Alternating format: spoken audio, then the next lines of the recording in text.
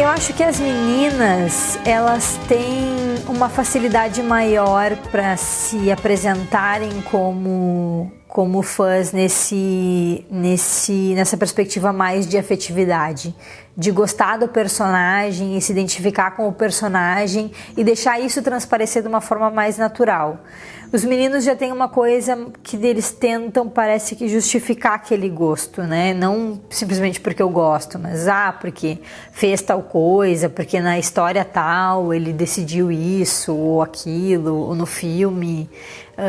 Então eu acho que eles tentam justificar mais esse gosto. Já conheceu o Ryan? Nós dois somos grandes fãs do Anjo Guerreiro.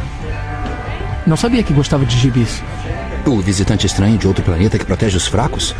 Quando eu era garoto, ele era o meu ídolo. Sem falar que ele é careca também. Eu tenho a coleção completa. Acho que para as meninas é mais fácil simplesmente gostar, apesar de que na cultura dos quadrinhos especificamente, eu já ouvi comentários assim no sentido de que por que a menina tem que justificar quando ela usa a camiseta do Batman e o menino não. Men, everything the hard way. Se ele vai num evento de quadrinhos, ele tá com a camiseta do Batman, tu gosta de Batman? Eu também, que legal, vamos falar sobre o Batman. Enquanto que a menina, quando coloca a camiseta do Batman, é assim, tu gosta de Batman?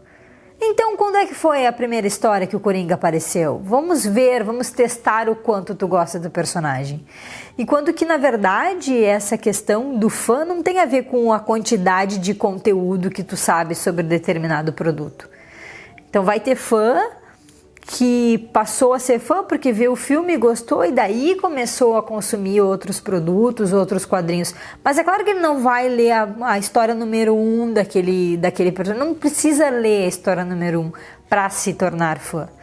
Well, what do you recommend? E o fã, eu trabalho muito com essa perspectiva da autodeclaração. É claro que em alguns casos a pessoa tem práticas e comportamentos de um fã e vai dizer, não, mas eu não sou fã. Talvez para se preservar, talvez para não ter que justificar, né? Não ter que colocar uma energia para demonstrar por que ela é fã. Mas eu trabalho muito com essa perspectiva de a pessoa se entender como fã, ela é fã. Porque no final, tu não tem como medir a afetividade. E às vezes isso faz toda a diferença. Às vezes a pessoa tem um conhecimento enorme sobre determinado personagem, mas ela não tem uma ligação afetiva como o outro que tem 10% daquele conteúdo tem aquela entrega, né? Aquela relação realmente emocional. So nice you could join me this evening. You're looking lovely as always. Thanks, Howard. Always nice to be part of your masturbatory fantasies. Então acho que isso que é o mais legal em estudos de fãs. E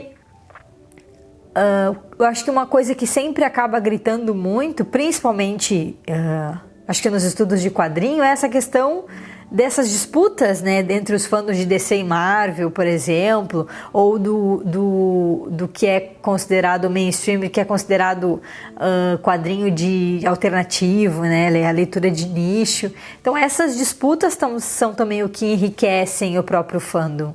O fandom não é uma massa de pessoas que acredita e gosta exatamente das mesmas coisas. Then you have your darker anti-heroes, your Batman, your Wolverine, Punisher. Ooh, I do love a bad boy.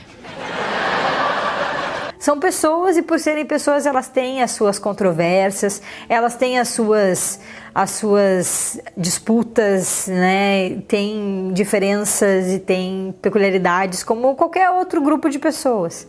Isso fica muito claro e é muito, muito gostoso de estudar e perceber como é que as pessoas interagem e participam dessas disputas também. Wait, hang on. What if Thor's hand is on the hammer? I mean, if he's touching it with his god magic, does that mean I could lift it? No. Yes. Well, which is it? O que é legal de perceber é que com esse status que a cultura nerd adquiriu ao longo dos anos, esses tensionamentos eles acabaram diminuindo um pouco, porque que hoje a gente tem muitas possibilidades de consumo, então é difícil alguém conseguir se dedicar a ponto de consumir todos os produtos de determinado personagem ou determinada franquia, Então acontece muito essa troca, né, da indicação. Se eu for começar a ler Mulher Maravilha hoje, o que é legal eu ler? E aí a comunidade vai jogar para a pessoa, vai dizer para a pessoa o que é legal ela saber, o que é legal ela conhecer, o que não vale a pena ela ler, né, onde não vale a pena ela investir. E a gente vê isso muito acontecendo dentro dessas comunidades online, né, das pessoas perguntando por onde começar e a comunidade mesmo ajudando, porque quanto mais pessoas consomem, teoricamente mais acessível fica esse consumo, né?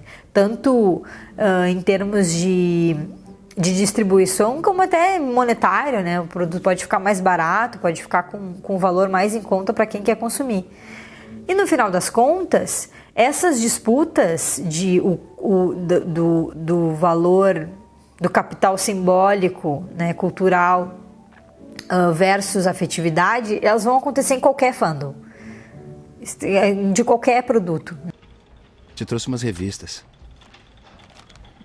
O Clark também. É? Pois eu aposto que ele não te trouxe o número 66. Essa é a edição mais rara. É porque nela que o Devílico se volta contra o Anjo Guerreiro. Não eram bons amigos? Eles eram, sim. O que houve com eles?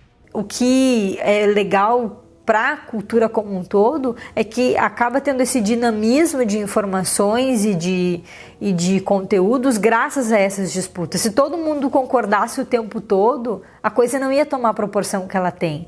Ela toma essa proporção justamente porque a gente tem essas diferenças entre nós como indivíduos sujeitos da mesma comunidade e nós comunidade em relação a outras comunidades que são diferentes das nossas.